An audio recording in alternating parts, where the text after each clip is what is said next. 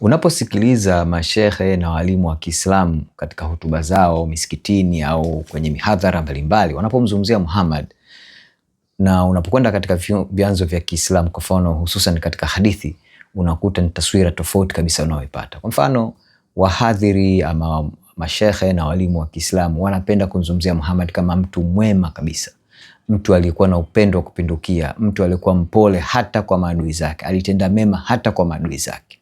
Lakini tunapofungua hadithi mbalimbali katika mikusanyo hii ya hadithi, kwa mfano Bukhari, Muslim, Sunan an-Nasai na wengine wengi, tunakutana na picha tofauti kabisa na Muhammad. Kwa mfano leo hii na kuletea hadithi kutoka kwenye mkusanyo wa Sahih Bukhari, hadithi namba 5686. Hadithi hii pia inapatikana katika mikusanyo ya hadithi za Bukhari katika kitabu cha 76, hadithi namba 9. Inasema hivi: amesimulia Anas, hali ya hewa ya Madina haikuwafaa baadhi ya watu, hivyo aliwaamuru wamfuate mchungaji wa ngamia wake na kunywa maziwa na mikojo ya ngamia kama dawa. Kwamba hawa watu hali ya hewa haikuwafaa Madina. Kwa hiyo Muhammad aliwaambia wamfuate mchungaji wa ngamia, wanywe maziwa na mikojo ya ngamia iwe kama dawa ili miili yao ipate kuimarika. Basi wakamfuata mchungaji huyo na kunywa maziwa na mikojo ya ngamia mpaka afya za miili yao ikaimarika. Kisha wakamuua mchungaji na kukimbia na wale ngamia. Hapa ni kwamba tunaona wale watu baada ya afya zao kuimarika wakaona hawa ngamia labda wana kitu fulani, kwa hiyo wakaamua kumuua ule ngamia na kuwaiba ule ngamia na kukimbia. Hadithi inaendelea. Habari zilipomfikia Mtume, aliwatuma watu kwenda kuwakamata. Walipoletwa kwake, akawakata miguu na mikono na kuwachoma macho yao kwa vyuma vilivyokolezwa moto. Tunachokiona hapa Muhammad ni kwamba japokuwa hawa watu walifanya kitendo kibaya sana cha kuua mchungaji na kuiba wale ngamia, lakini hatuoni kwamba Muhammad anakuja na taswira ambao mashehe na walimu na wahadhiri wa Kiislamu wanaiweka aidha kwa Waislamu wenzao au kwa wasio Waislamu, kwa sababu hadithi kama hizi, na kuhakikishia Muislamu, ni nadra sana kwa mawahadhiri au walimu wa Kiislamu wanaweza kukuletea mbele yako. Wanapenda kumweka Muhammad katika picha ya mtu aliyekuwa mwema, mpole, mvumilivu, ambaye alikuwa na upendo na hata huruma hata kwa maadui zake. Tunaona tofauti kabisa. Muhammad hapa, baada ya ngamia zake kuibiwa na mchungaji wake kuuawa, japo nikiri kwamba kilikuwa ni kitendo kibaya sana na kilikuwa kinahitaji adhabu, lakini tunachokiona hapa ni tofauti kabisa na picha ambayo inajengwa na wahadhiri wa Kiislamu. Tunachoona hapa, Muhammad anawakata miguu na mikono wale watu walioiba na kumua yule mchungaji wa ngamia na kuiba ngamia, lakini pia anakwenda mbali, anawachoma macho yao kwa vyuma vilivyokolezwa moto. Ni ukatili wa hali ya juu sana, ndugu yangu.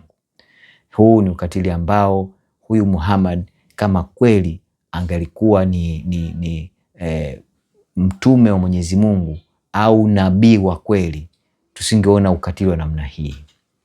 Nikwambie tu ndugu yangu Muislamu unaangalia video hii, nia hapa si kudhalilisha taswira ya Muhammad. Nia ni kukuonyesha ukweli wa kuhusu Muhammad, hasa alikuwa ni mtu wa namna gani, matendo yake na moyo wake ulikuwa wapi. Lakini kikubwa zaidi ni kukudhihirishia kwamba taswira ya Muhammad unaopewa siku zote ni taswira ambayo ni ya kuchagua. Huyu Muhammad si mtu ambaye picha yake inaojengwa kama unavyofikiri. Tunaona mengi na kuna hadithi nyingi za namna hii, jinsi gani Muhammad alivyokuwa mtu mkatili sana, na alikuwa mkatili zaidi hata kwa maadui zake. Ni mtu ambaye hata